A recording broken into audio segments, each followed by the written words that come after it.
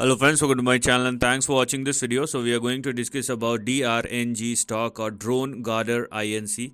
Now first of all, this particular stock is listed in OTC market, so the risk and volatility will exponentially be on the higher side, and if you are not comfortable with this kind of price movement, please stay out because the stock can move on both the side with very big swings, and if things does not work out, you are bound to make losses. So don't do something which you do not understand just because there is a potential upside. You must understand the consequences before taking any punt.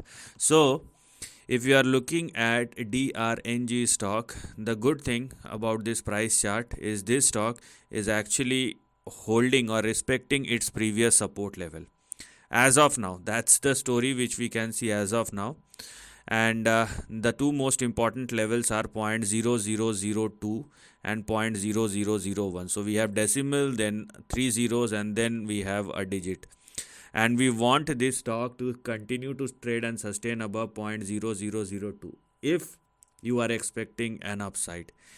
If only the stock continue to trade and sustain at or above 0.0002, there is a potential of a trading bounce back, which means the stock may swing higher, but it's not going to sustain. Okay, don't think beyond the range.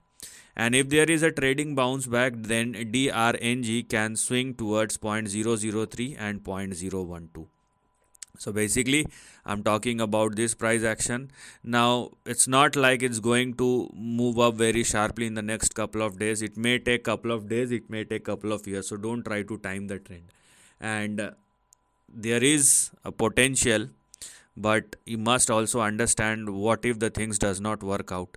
And as I told you, you can think of an upside only if the stock continues to trade and sustain above 0.0002, and then you have two specific targets to look at moving forward.